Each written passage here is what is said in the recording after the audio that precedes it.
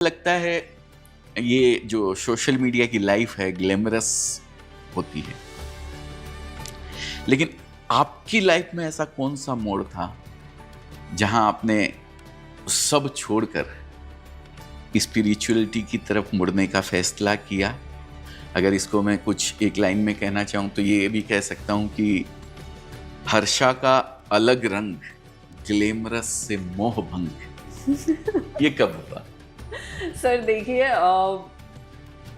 मैं उस लायक अभी भी नहीं हूँ कि मैं ये तय करूँ कि मुझे मंदिर जाना है या मुझे किस ईश्वर की भक्ति करनी है या मुझे धर्म के रास्ते पे चलना है। मैं उतनी समझ रखती नहीं हूँ। ये तो ईश्वर ने तय किया है मेरे लिए सब। उन्होंने तय किया है, तब आज मैं चल पा रही हूँ, तब मुझे ये समझ में आ रहा है कि हाँ मुझे करना क्या है। तो 2019 में मैं अहमदाबाद गई थी। 1.5 महीने वहाँ पे एक गुरुकुल में मैंने योगा सीखा। और 15 दिन बाद, क्योंकि उसमें अलग अलग क्लासेस होती थी, 15 दिन बाद 16वें दिन जब हमारी प्राणायाम की क्लास चल रही थी, उस वक्त 2018 में मेरा पैर फ्रैक्चर हुआ था। मैं लाइक ऑलमोस्ट 45 डेज के लिए बेड रेस्ट पे थी। तो जब मोटरसाइकिल चला के आप पहाड़ों में जाते थे तो... नहीं सर, तब मैं भोपाल में थी और मेरी नजर कमजोर होने की वजह से गाड़ी स्लिप मार गई थी। तो फिर उसके बाद जब मैं 45 डेज बेड रेस्ट पे थी ना, तो उस वक्त जब मेरा काम बंद हुआ, सब हुआ, तो आपको सब कुछ चीजें समझ में आने लगती हैं कि जब आप बेड रेस्ट पे होते हो, काम नहीं करते हो, तो बाहर के लोग आपसे कैसे ट्रीट करते हैं, जब पैसे नहीं होते तो लोग कैसे ट्रीट करते हैं। तो मैं थोड़ा सा लोगों से मेरा कटना शुरू हुआ। देन उसके बाद 2019 में जब मैं गुरुकुल गई, वहाँ पे 16वें दिन जब हमारी प्राणायाम की क्लास चल रही थी, वो मेरे लिए 15 दिन तक बहुत बोरिंग क्लास थी। बहुत बोरिंग क्लास थी। जैसे ही प्राणायाम, अनुलोम विलोम की बारी आती थी और मुझे भूख लगना चालू हो जाती थी। तो 16वें दिन भी यही हुआ और मैं अनुलोम विलोम कर रही थी, मुझे भूख लग रही थी और मुझे ये लग रहा था कि क्लास कब खत्म होगी। सडनली मेरे साथ कुछ चीजें ऐसी हुई प्राणायाम करते हुए कि मैं ब्लैकआउट हो गई।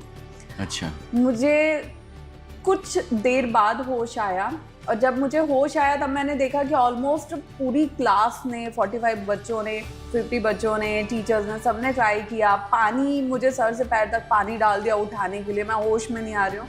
सडनली जो हमारी सबसे सीनियर मैम थी, उनकी अराउंड एज होगी 70+। ये 16वें दिन, 15वें दिन? 16वें दिन। अच्छा। तो उनकी एकदम से मेरे कान में आवाज आई, हर्षा उठो। और मैं एकदम से, मेरी आंख खुली जैसे कोई गहरी नींद से जागता है। और मैं देख रही हूँ कि ये सब मुझे ऐसे क्यों देख रहे हैं, हुआ क्या था। और मैं देख रही हूँ मैं पूरे, मेरे पे पानी डाला हुआ है। अच्छा। उस दिन मुझे ये रियलाइज हुआ कि कुछ अलग हुआ है। कुछ लाइफ में कुछ मुझे फील हुआ है। अच्छा, तब मेरे कुछ अलग हटके। तो सीनियर मैम थी जिन्होंने मुझे उठाया और एक सीनियर योगा टीचर जो आपकी थी। हाँ जी। तो उन्होंने फिर मेरे को अलग बुलाया, फिर मुझे समझाया कि अब यहाँ से तुम्हारी जो जर्नी है ना, वो गुरु के बिना पूरी नहीं होगी। और आज के बाद तुम्हें मेडिटेशन, प्राणायाम नहीं करना है बिना गुरु के।